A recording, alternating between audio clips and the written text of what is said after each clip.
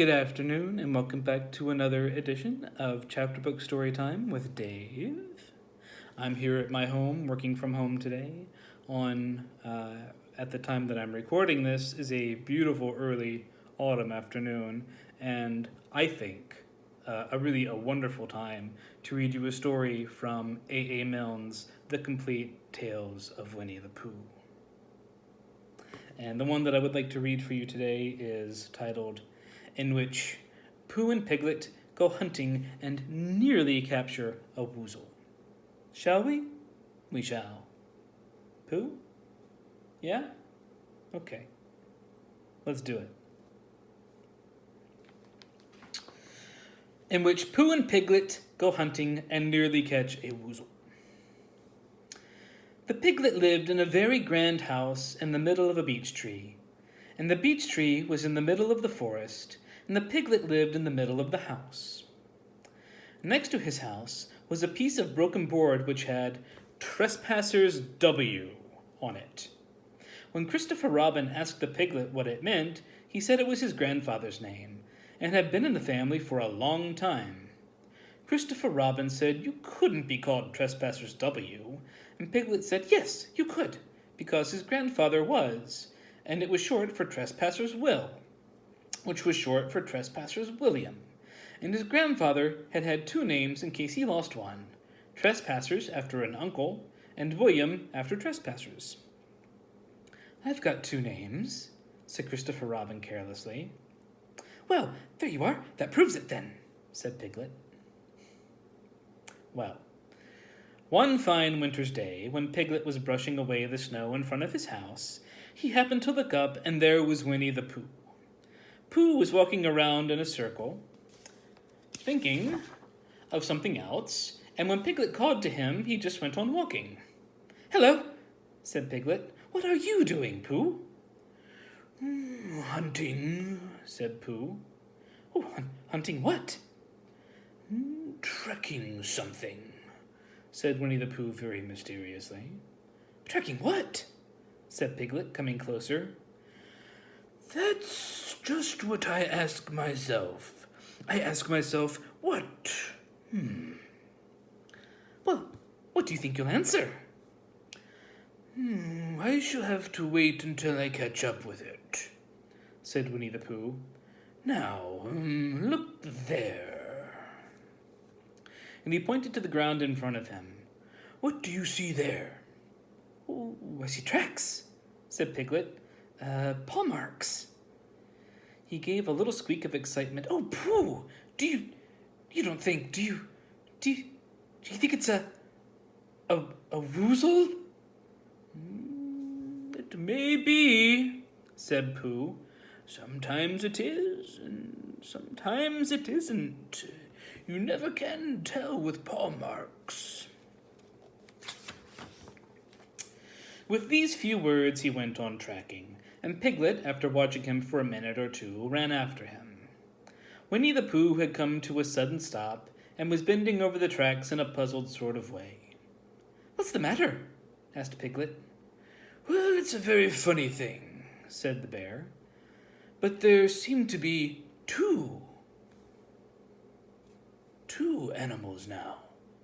This, whatever it was, has been joined by another, whatever it is, and the two of them are now proceeding in company. Would you mind coming with me, Piglet, in case they turn out to be hostile animals? Piglet scratched his ear in a nice sort of way, and said that he had nothing to do until Friday, and would be delighted to come in case it really was a woozle. You mean, in case it really is two woozles, said Winnie the Pooh. And Piglet said that anyhow he had nothing to do until Friday, so off they went together. There was a small spinney of larch trees just here, and it seemed as if the two woozles, if that's what they were, had been going round and round this spinney. So round and round this spinney went Pooh and Piglet after them, Piglet passing the time by telling Pooh what his grandfather Trespassers W had done to remove stiffness after trekking, and how his grandfather Trespassers W had suffered in his later years from shortness of breath, and other matters of interest, and Pooh was wondering what a grandfather was like, and if perhaps this was two grandfathers they were after now, and if so, whether he would be allowed to take one home and keep it, and what Christopher Robin would say. And still the tracks went on in front of them. Suddenly, Winnie the Pooh stopped and pointed excitedly in front of him. "Look!" What is it?" said Piglet with a jump. And then, to show that he hadn't really been frightened, he jumped up and down once or twice in an exercising sort of way. "The tracks," said Pooh. "A third animal has joined the other two."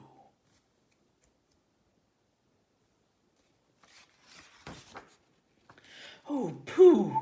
cried Piglet. "Do you think it's another woozle?"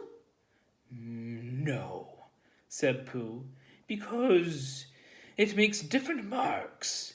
It is either two woozles, and one, as it might be, Wizzle, or two, as it might be, Wizzles, and one, if so it is, a woozle. Let us continue to follow them."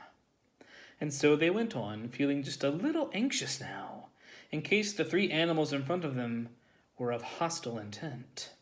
And Piglet wished very much that his grandfather T.W. were there, instead of elsewhere, and Pooh thought how nice it would be if they met Christopher Robin suddenly but quite accidentally, and only because he liked Christopher Robin so much.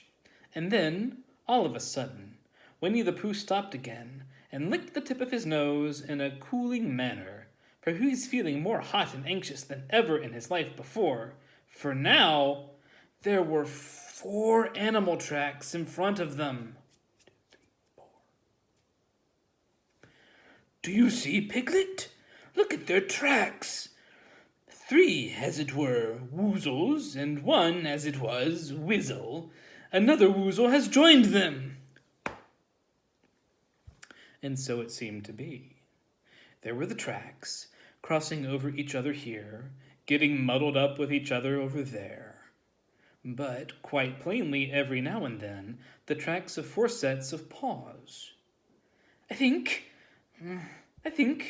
said Piglet, when he had licked the tip of his nose too, and found that it brought very little comfort. "I think that I have just remembered something. I have just remembered something that I forgot to do yesterday and shan't be able to do tomorrow. So I suppose I really ought to get back into it now." "We'll do it this afternoon, and I'll come with you," said Pooh. "What is it the sort of thing you can do in the afternoon?" said Piglet quickly. "It's a very particular morning thing, and it has to be done in the morning. And if possible, between the hours of... What time would you say it is now?" "About 12, said Winnie the Pooh, looking at the sun. "Well, between, as I was saying, the hours of 12 and 12:05. So, really, dear old Pooh, if you'll excuse me, Oh, what's that?" Pooh looked up at the sky, and then, as he heard the whistle again, he looked up into the branches of the big oak tree, and then he saw a friend of his. "It's Christopher Robin," he said. "Ah, well, then you'll be all right," said Piglet. "You'll be quite safe with him. Well, goodbye." And he trotted off home as quickly as he could, very glad to be out of danger again. Christopher Robin came slowly down from his tree. "Silly old bear," he said. "What were you doing? First you went round the spinney twice by yourself, and then Piglet ran after you, and you went around again together, and then you were just going around and around a 4th time." "Wait a moment," said Winnie the Pooh, holding up his paw. He sat down and thought, in the most thoughtful way he could think. Then he fitted his paw into one of the tracks. Then he scratched his nose twice, and he stood up. "Yes," said Winnie the Pooh. "I see now," said Winnie the Pooh. "I have been foolish and deluded," he said, "and I am a bear of no brain at all." You are the best bear in all the world, said Christopher Robin soothingly. Am I? Said Pooh hopefully, and then he brightened up suddenly. Anyhow, he said, it is nearly lunchtime. So he went home to have his lunch. The end.